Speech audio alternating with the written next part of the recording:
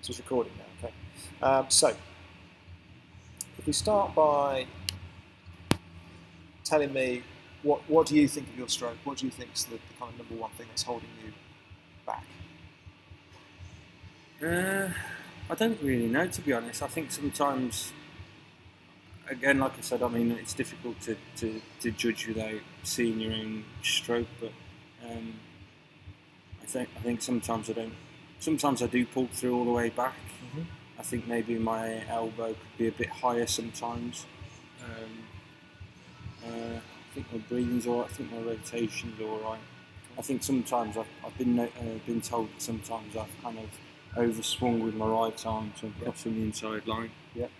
Which I try not to do, but it's difficult because in a long swimming session I can find myself falling in and out of all those things and noticing I'm doing them. But it's kind of slip into kind of old bad habits sometimes. You get tired, don't you? If you have got a fault, then that's when you're going to do it. You start to get tired. Well, you did a CSS test for us the other day, didn't you? You did 7:33, was it? 7:22. 7:22, sorry.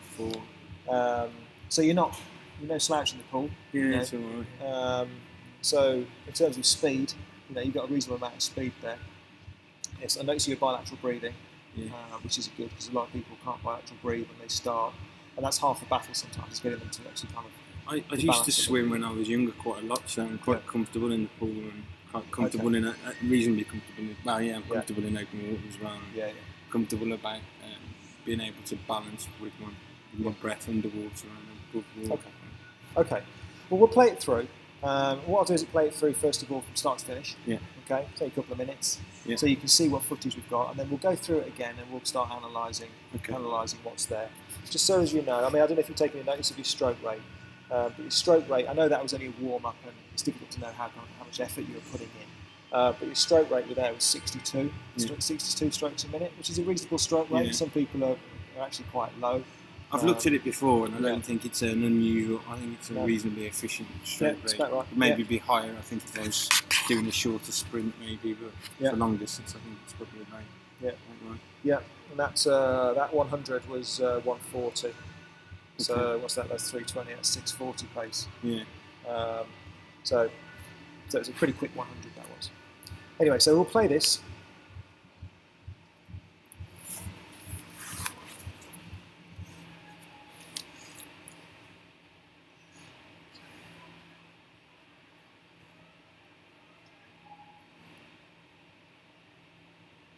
So obviously this is the kind of side-on view. This is the normal poolside view, which everyone can see. And everyone looks pretty good. A lot of people look pretty good from this angle. So a decent stroke rate, a decent amount of rhythm to your stroke. I think the feet are probably a little bit low in the water, maybe. Yeah. Not too bad though. Not too bad. And then we go under the water here. This is where we start to see the magic stuff. Okay. One thing I did notice almost immediately was the depth your head goes. Goes right, it looks right, almost backwards sometimes.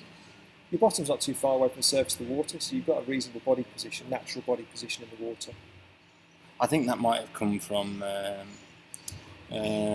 what's the other sort of school of swimming? Total immersion, kind of pushing the buoy type of thing, perhaps. Have you been on a course, have you? No, but I've read a reasonable amount about all these sorts of things.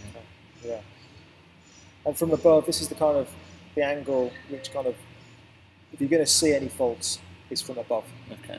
And what you see a lot of the time from that angle is you see people crossing over the arms, which you mentioned earlier, and that generally leads to a scissor kick of the legs. But you're not too bad. It's pretty good. Yeah.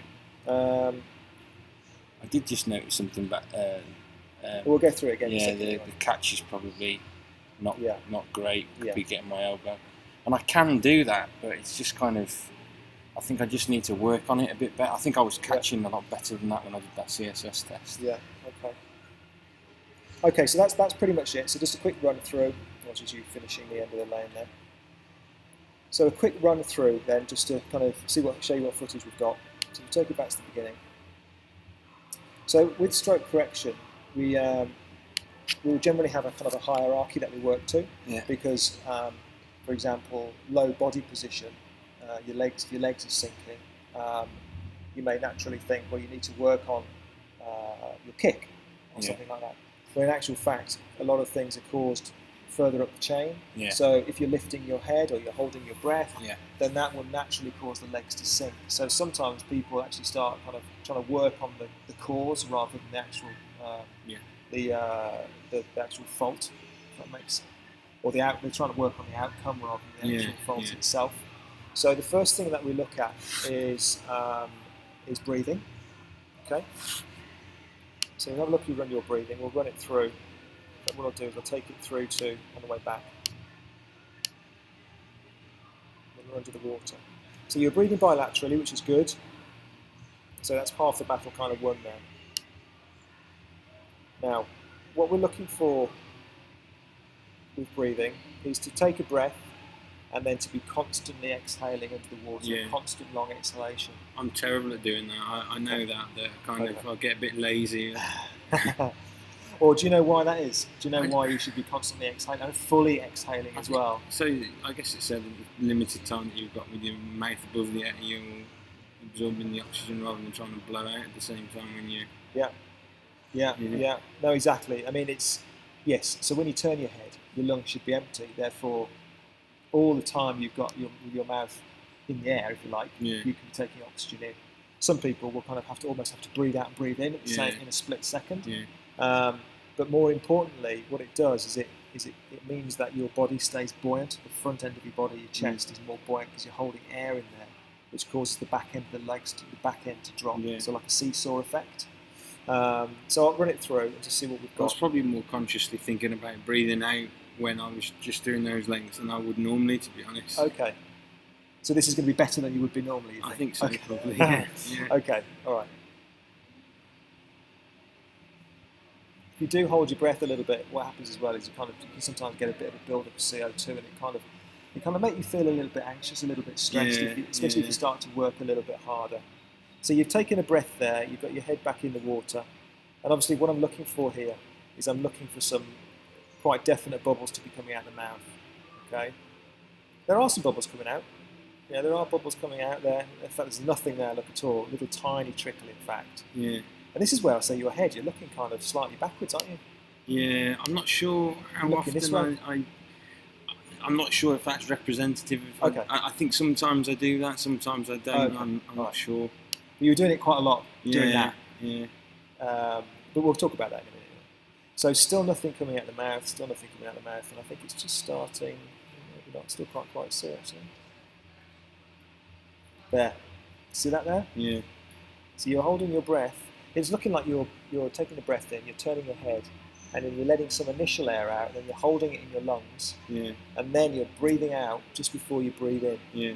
And what that means, you can see it suddenly start to come out here, look. Breathing out, breathing out, breathing out. So you're still breathing out at the time you're not taking on the breath. Yeah. All right? Now, that means you've got less time to get the air in, which normally means you have to lift your head higher because you need to give yourself more time to get the air in. Yeah. If you were completely exhaled at that point, you'd have much more time. Just a quick breathe in, and then you're off again. All right. So that's something we need to look at.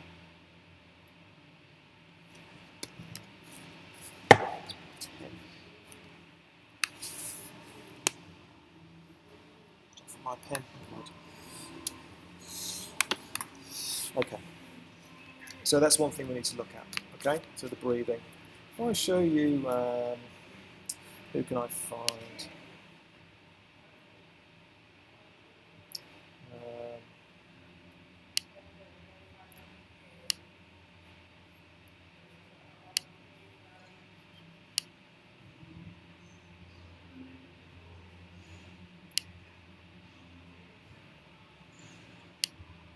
You've probably seen this clip yourself, have you? I've seen some of them on the swimsuit website. Yeah. Won't be able to find a clip now. There is one clip of him where he's got a nice constant exhalation.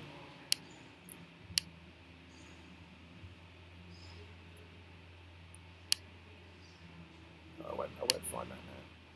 It is in here somewhere, but what you get is you see a constant breathing out. Yeah, I think when I'm starting to turn my head, I'm really pushing it out as well, rather than it kind of trickling out. Yeah, no, exactly, yeah. So what we'll do is we'll do some drills, they're called the sink down drills, which you've probably seen. Yeah. Are you aware of those? Yeah, just breathing out until you sink, isn't it? Yeah, pretty much. I'll put them on here anyway, just so as that they're recorded on here.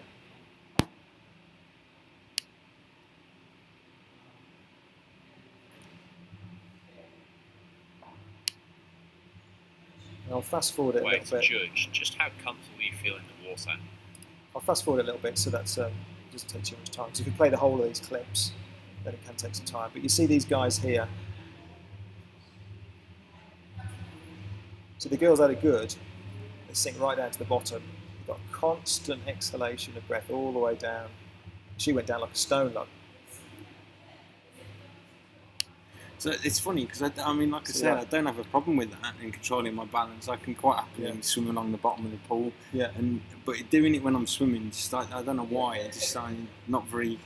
Yeah. I think I just need to correct the habit, really. It's just something to work on. Yeah. It's just something to. It's not going to happen overnight, but it's something to work on. So the sink downs will go through. So it's constant exhalation, and you should be. A lot of people will hold they won't only just breathe out late, but they'll hold oxygen in their lungs throughout the whole stroke, so that it never comes out. You know, so you're always holding this buoyancy in there. You should be. If you do the sink down properly, you've pretty much got all of the oxygen out your lungs, and you'll be able to get to the bottom quite easily. And that's what we want to aim for. But again, it's just something to practice. The next thing then really, where are we, is our head position, okay? Now we've already mentioned, if we go back to this, down to this end here, get rid of this.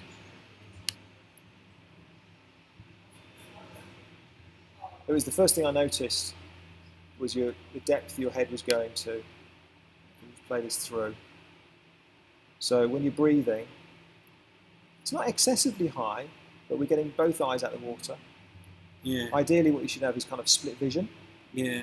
And then you bend your mouth to the side. I think if I'm swimming flat out at speed, I would turn my head like that. Yeah. I think when it's slower. Yeah.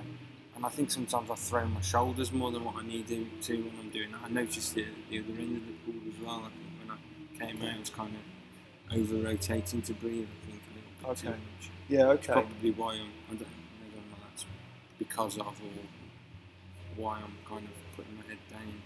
Maybe it's I'm rotating my shoulders because my head's so far down. I think if I'm swimming a lot smoother, straight, the rotations are more natural, I think. Yeah, well, yeah, I mean, you should be rotating as almost as though you're on a split. Yeah, so you just, the centre line almost should never move. You just rotate around and take a breath and then rotate back. So the head ideally should be still. And you turn to breathe and then you turn back. Okay. Now it may well be that you're lifting your head a bit higher because you are having to breathe out and breathe in quite quickly towards the end of the stroke. Yeah, maybe, and that's what I mean when things are linked. Because if you're holding your breath, that's probably causing you to lift your head a little bit higher. But saying that, it's not excessively high. I mean, it's not too bad. And what you do have here is this bow wave. Yeah. So the bow wave gives you a little bit of extra space, a little pocket of air here, which you can breathe into. I definitely notice that at speed that I get a lot more of it. Yeah.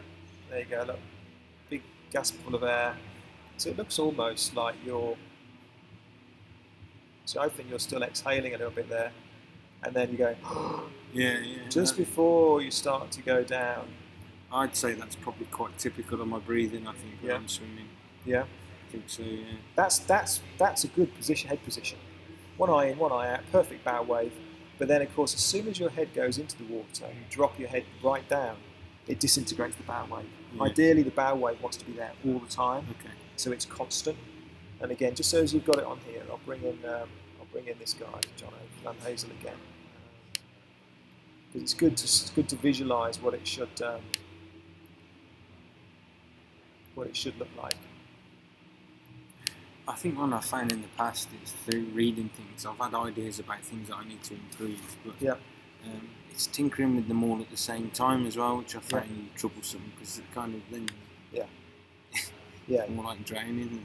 Well, you almost I mean, what I'm going to do is I'm going to go through the whole kind of thing here, and I'm going to give you all the major points. Yeah. But what I'm going to tell you to go away and practice are probably 2 or 3 key points to work on. Otherwise, if you have half a dozen, it's going to confuse you, and you're going to chip away a little bit at each of them. When in actual fact, the most important thing is going to be your head, your breathing, your head position, and your body position and alignment. Your rhythm and timing, your stroke rate is fine. So it's just a case of tuning up.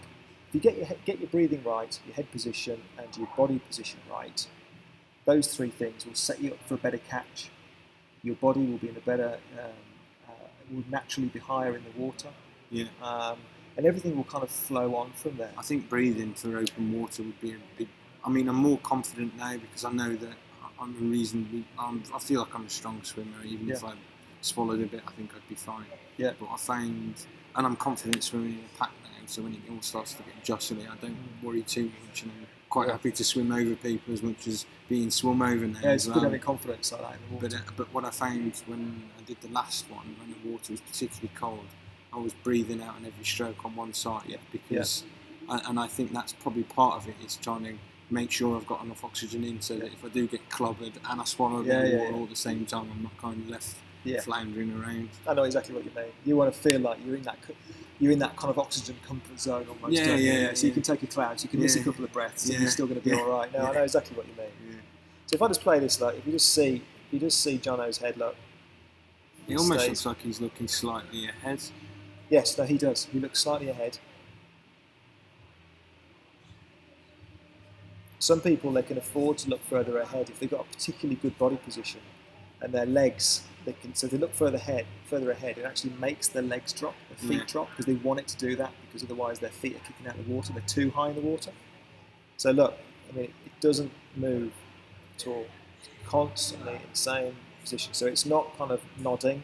I know you said it was a bit of a kind of, maybe not what you do all the time, but that's obviously what you were doing here. So there's the head positioning as well. We can do some drills on work on head positioning as well. So given where you can see my feet are in the water, where do you at what sort of angle do you think I should be looking? Slightly ahead, straight down, or? We'll have a look at that in a second. We'll come to that. That's fine. So head position we can work on. And then there's some drills that we can go through in terms of head position. Just simply, we'll get you to swim one length looking like more or less forward, one length further down, one length further down, one length right the way down. And I can see, and you can feel what it does to the rest of your body shape, body positioning. And we can see what it does to your bum in the water and what happens to your legs. And we can experiment with that. I've had some swimmers who, I've just asked them to, they'll look straight down, which is fine for some people. But one particular guy, I asked him to look quite a long way forward. And it was a revelation for him because he felt, the main thing for him was he felt like he could breathe easier because you're naturally closer to the surface of the water. You've got your head right down deep. You're having to turn a long way, and he was having to turn and lift to get enough clearance to get the air in. Just looking forward, it just meant it kind of, it almost like opened the door to him, you know. So it's definitely worth experimenting with that. So if we carry on playing it through then. So if we just take it through to underwater now. So again, what I'm looking at now then is your kind of body positioning. So where you're sitting in the water. So there's the lane rope. Look, so that's straight. That's the surface of the water. And your kind of body position is kind of here, which is pretty good. Now your bum at that point is on the surface of the water, which is good. We just play that through. Staying pretty high. So you're not sinking down too much. You're looking a long way down, which is going to be forcing. Your head is a long way down, you're looking down this way, which is going to be forcing your bottom up a bit, that way. We'll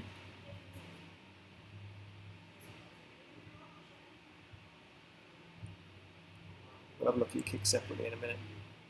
But your height in the water isn't too bad, it isn't too bad really.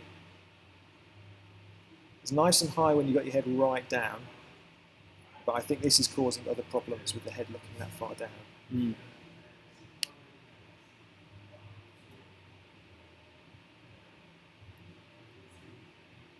Yes, your body position is pretty good.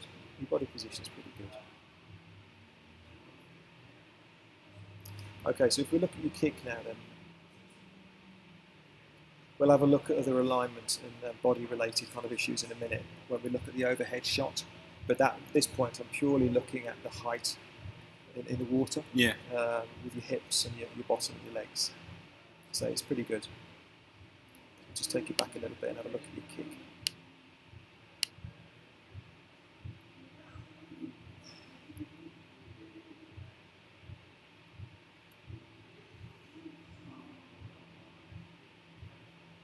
So what we want to be seeing really is kicking from the hip,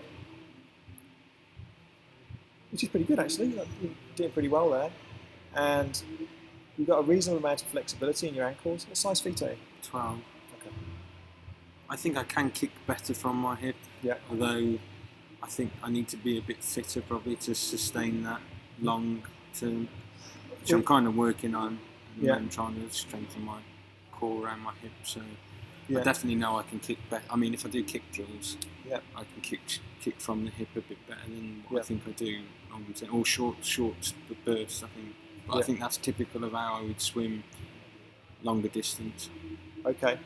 Yeah, I mean, it depends what kind of event you're aiming for. I mean, if you're aiming for an Olympic distance or a half or even higher than that, then yeah. I mean, ideally, your kick is really just there to provide balance for you, balance and support. Propulsion-wise, you ain't going to get much from your kick for that kind of event. It's just not worth it. Yeah. So you're better off just refining your kick so that it's an efficient kick, and that you're not. Because what we've got here is we've got, fairly straight and pointed, which is good, and you've got size 12 feet, so you've got decent sized feet, so you should be able to kind of get a little bit of propulsion from them. Seconds. Absolutely. Which is good. So, I mean, look at that ankle there. It's nice and straight. So you've got a decent. I have much better flexibility in my ankles that way than the other way. I struggle to squat. So okay. Yeah. Well, that's the important way for swimming. Yeah. So that's fine. So your kick's pretty good. Your kick's all right. I mean, you're just touching the surface with your ankle, with your heels, which is good. If we just play that through actually and just see if we can fine-tune that a little bit, because I'm wondering when you breathe, you're forced to see you're breathing there, taking a breath, your head's going down, and then let's take it back a little bit. I know what you mean. There's kind of a bit of a bend in the knee, isn't there? I think at that point. Well, I think what we're going to see is when you breathe. When you breathe and then take a breath and then you breathe and then put your head down into the water. You force your bum up, you force your heels up, and then they're going to be touching the surface, coming right up and touching the surface. There, look. Going out the water, and then coming back in. You should be just breaking the surface of the water. Your feet shouldn't be coming through, and that's because you're looking so far down here. You're forcing that end up. Okay. Okay. So I think when we experiment with your head position, they will stay a little bit lower. Okay. And then what I'm expecting to happen is when you breathe, the kick won't go so high. See? It's not as high when you breathe. Then your head goes down, and then you're out the water again. Okay. It's only subtle things that we can change and play with. Yeah? Okay, so we'll do a little bit of kick work, but not a huge amount. But that's mostly, again, going back to the sequence of events. That's related to my head position. Right. So we can see what the kind of flavour so far is the kind of the head position and the breathing is a kind of key place to start. Okay, so we'll look from above now. So we'll look at your alignment.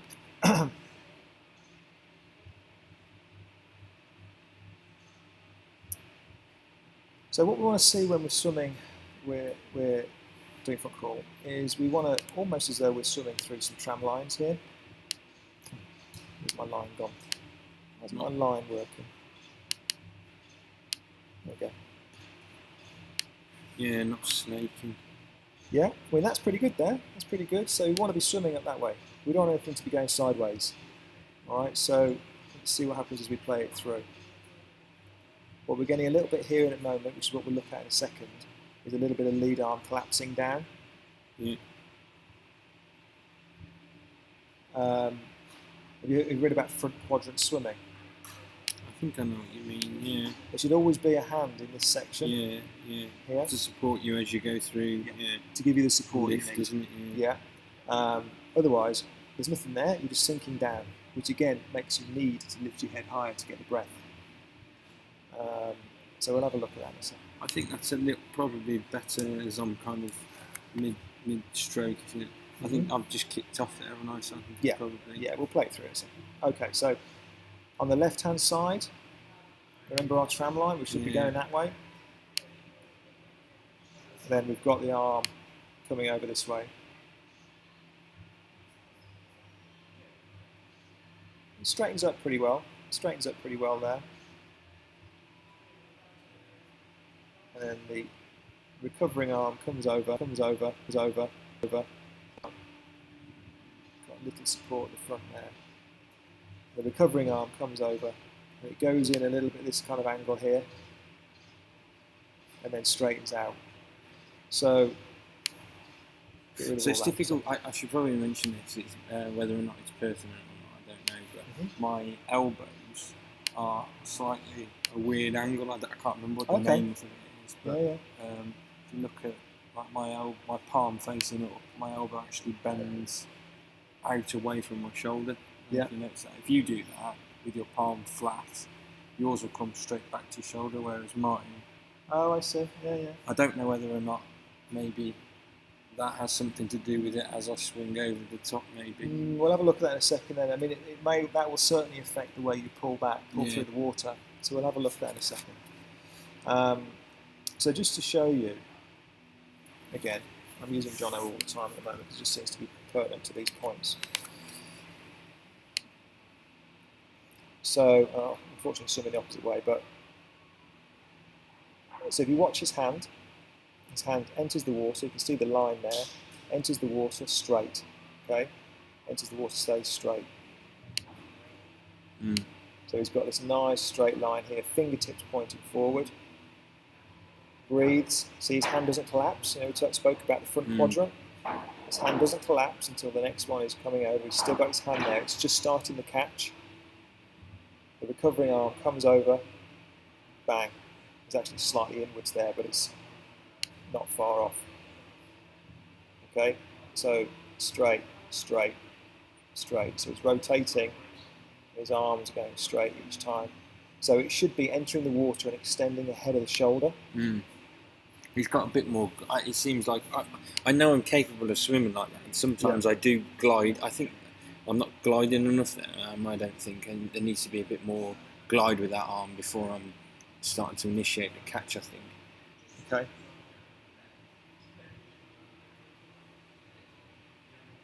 So these are issues which are kind of related to body position and rotation. So what we'll do is we'll get you to do some, I might have it here actually. There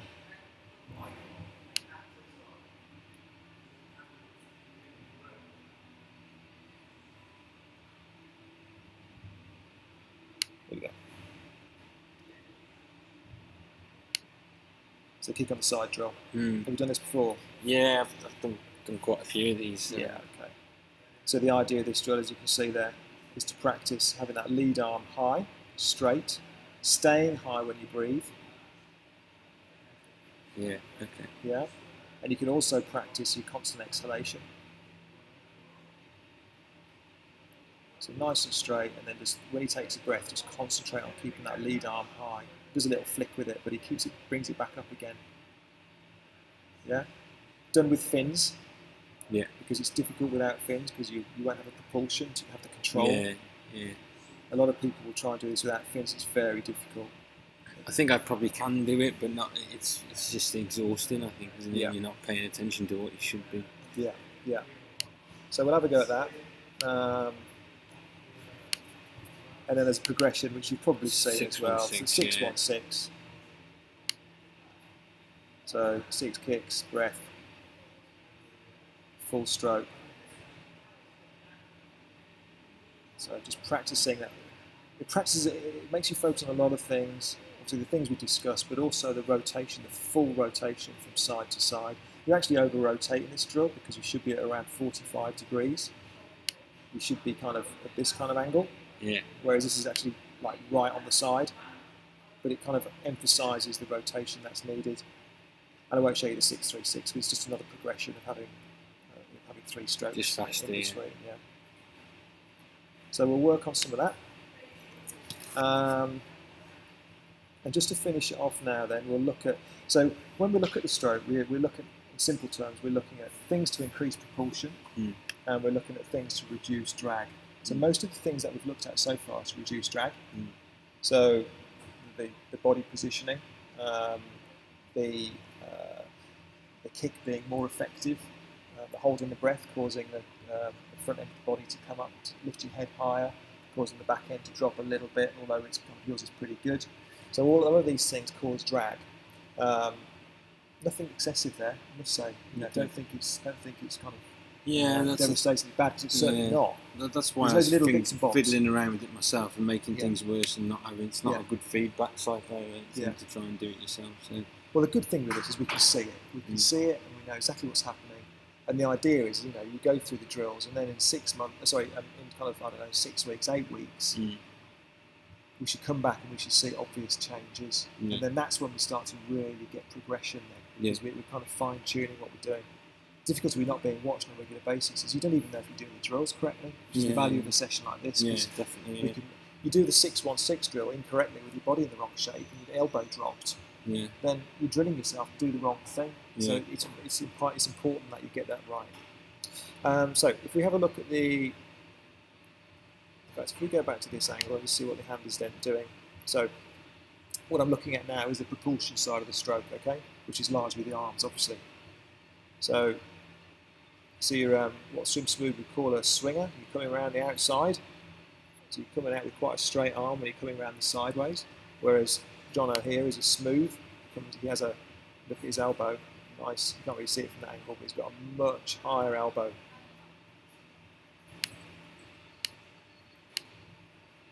There's no right or wrong way of doing it. No. So most elite triathletes are more swingers, aren't they? It's better open water. Yeah, although you are quite low clearance. You're a swinger, but your hands are quite low clearance over the water. So a lot of swingers will come up really high. It's funny because I know what they look like, but I would have always thought I was more smooth and swinging, to be honest. Yeah. Well, I mean, this is. I'll show you. Have you seen Harry Wiltshire swimming? I don't know.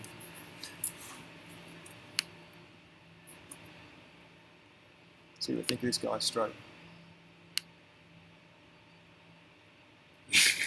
Yeah. Brutal. This guy is one of the fastest long course swimmers.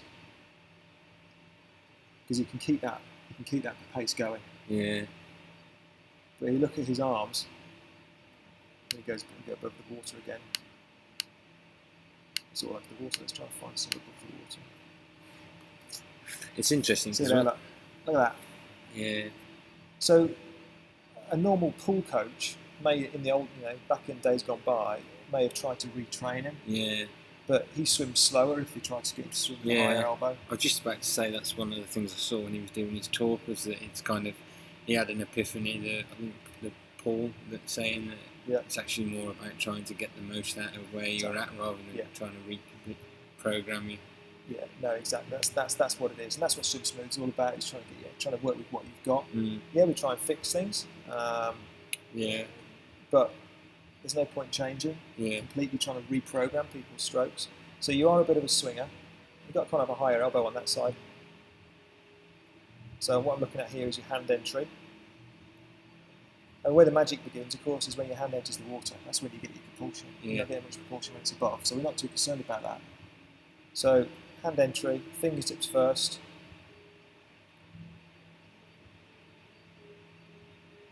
Spearing into the water. And then that's pretty good there. I mean, you can't see what it's doing from that angle particularly. We'll have a look from a different angle. But spearing into the water, and then obviously you start your catch at that point. This hand here, when you breathe, is coming much higher up because you've rotated further over. So you're much higher.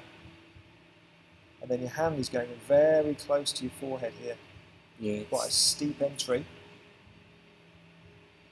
And then I suspect that elbow is dropping there as well. which we'll have a look at in a minute. So we can do some drills which work on your. It seems like it's definitely when I'm breathing. If I'm not breathing, I think it's probably one of the interesting things when you're sprinting is you're not really that worried about your breathing, and you can do quite a few strokes without needing to take a breath. And yeah. And then when you breathe, probably it's a bit. Where you can kind of because it seems bomb like your way through it, can't you, sometimes? My hand's a lot higher in the water. So one of the things on the drills we can work on is the broken arrow drill, which again no doubt you've seen. I don't think I've seen this one. So it's similar to kicking on the side. Lift your arms straight about the water, and then you've got time to concentrate. It's a bit like the shoulder tap. Yeah, chicken wing. Yeah. So you're concentrating on bringing a higher elbow, and then spearing your hand into the water, keeping it high. Yeah, I think when I sort the breathing position out, I think that'll largely correct itself. Is what my thoughts are on it. Because it seems all right on the strokes where I'm not breathing. I think when I breathe, I'm kind of just all over the place, and then it's difficult to have a judgment for what's straight. Yeah. And if I get it forward here. It's funny, because I'd never thought that I know that I should inhale more, but I wouldn't have thought that it was quite as fundamental. Say fundamentally flawed, but kind of the most important thing that I need to look at. Really, it all stems. I've got a stroke correction hierarchy sheet here, which we start from here. You always start at the bottom end of the chart. Yeah. Level 1, breathing, relaxation, and exhalation and relaxation. Yeah. Overly stroke rate, which you haven't got. Yeah. Okay, and then it's body position, kick, core, and head position. So we're down here, and then we work up to these bits. Yeah. And then obviously the kind of the Gucci bits are up here, the catch and the propulsive power, and the kick timing, things like that. So this is a good drill as well. Kick on the side. And this is again his body alignment drill. And I've got one of these freestyler paddles which you can try. It's got a little keel on it, so make sure your hand stays straight. Okay. And then this drill, you can enter into your stroke, and this, because you've got the hand paddle on there, and the shape of it makes sure you have a nice speared entry, and it stays straight again when you put your hand into the water. All right, so we'll work through the javelin drill. And then, stop that there. Just to finish off, we're going to run over. I think you're all right for time, are you? Yeah. We're until 9, so we'll see how we go. Okay, so hand entry, and then if we go back under the water, we'll see what's happening with the catch.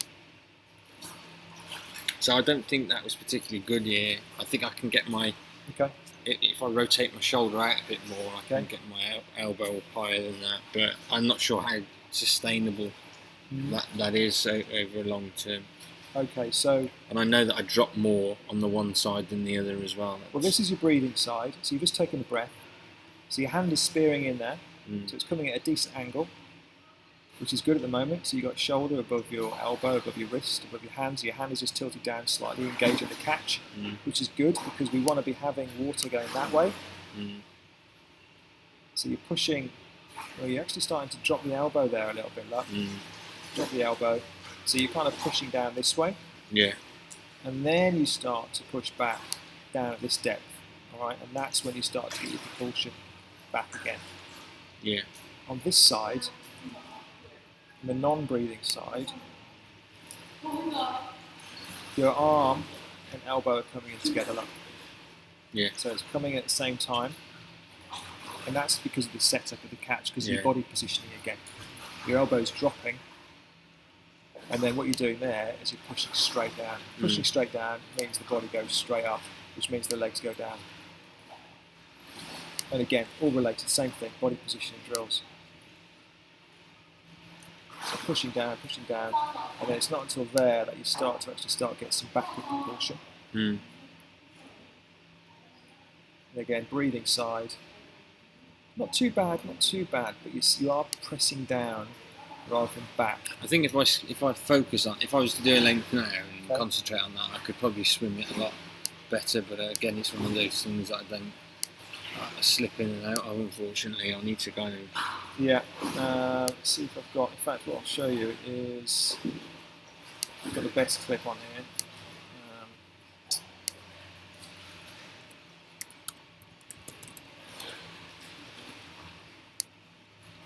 Yeah, she's amazing. That's what I mean about it's kind of rotating your shoulder out almost to keep your elbow up, isn't it?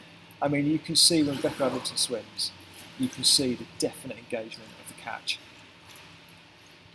It's almost like a snap at the beginning of the front end as soon as a... Yeah, but she's not doing that at the expense of having some propulsion in there, but while she's got a... Let's wait for it to catch up. There we go. So here we go, look. So that's the position you were in to start off with on the left-hand side. But it extends, and then the hand is driven down by the fingers and the arm is driven down by the fingers and the hand. It starts, engages the catch early. So one thing I have noticed look at that angle there, look. Yeah. Just try and pause it in the right place. There. She's always pushing backwards. Backwards, yeah. Yeah, from an early...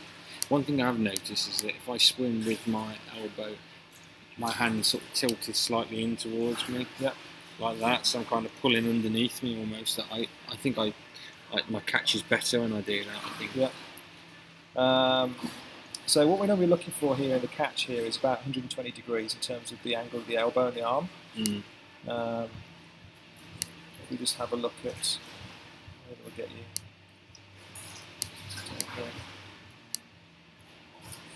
Down here. There we go. So straight arm pull through. Okay. So ideally, you want to be. Your body wants to be at 95 degrees. Oh, sorry, 45 degrees. And then your arm wants to come out. Yeah. You want to have an elbow. Okay. That's probably not quite right, actually. I know what you mean. You want to be at 120 degrees. So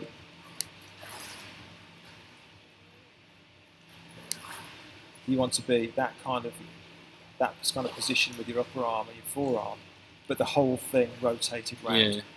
Do you know what I mean? So your hands should be below the shoulder line, like this. Yeah. Yeah. I know what you mean. Definitely, yeah. And then straight arm pull through. It's like when I jump in there and I'm trying to swim with a reasonable technique, but it's like I say, it's difficult I find it difficult to kind of keep in my head. I think I need to drill it a lot more and get because when I swim like that with my elbow further out, I can feel my lats being engaged more and my back. Absolutely, and I know I'm swimming better then. You pull straight down. You're pulling down with the shoulder. You're pulling with the shoulder. Buggy your rotator cuffs up. No, exactly. Yeah. So you bend your elbow, you start to pull with your lats more, and you've got so much more power there. It might feel easier. You might feel like you're not pulling as much water, but that's because you're actually using stronger muscles. Yeah. I think it's just as soon as you feel any sort of level of fatigue, it all just kind of goes over. Rack and ruin. I'll put these in so that you've got them on here. So what we can look at is the sculling. So the broken arrow will get you to practice hand entry. Then we want to do is school number 1, which again I'm sure you've seen. It's a kind of fairly standard drill. Fast forward it a little bit. Okay, so you just practice the initial catch, the early part of the catch, having shoulders above elbows, above wrist, above hand. And just catching the water, so you're pushing backwards with the fingers rather than pushing down, and that's what gives you the propulsion. If you don't get that right, you won't go forwards. Right. So there's that, and then the doggy paddle. Where are we? It should be up here somewhere. It's a standard drill. Where is it? Doggy paddle drill. There we go. And again, we'll go through this in a second. So forcing nice forward extension, and then getting that nice bent elbow and pushing back. Okay. And you You see the 120-degree angle he's getting with each stroke back there. Look. Mm. Yeah, it's more kind of opening your back out, isn't it? So you're almost showing your armpits to the bottom of the floor. You're opening your elbows, your elbows. Sorry, your armpit right up to the floor. Okay. Yeah. And he's just bobbing his head to breathe. Just bobbing his head up to breathe. Let's just finish this off there. Oops. Yeah, and I think that's pretty much it to cover for now. There's enough there for us to kind of get on with. So what we'll do then is I'll start to file this up and get this recorded onto a disc. It takes about 45 minutes to download onto a disc, so I'll start that now. If you want to get yourself back in the water, just do a few lengths just to warm up again, just while I get this disc set up, and then we'll start going through some drills and start start practicing. Okay, so it's kind of exhalation, really, Yeah, I'll go through all that. And my head angle and my arm angle.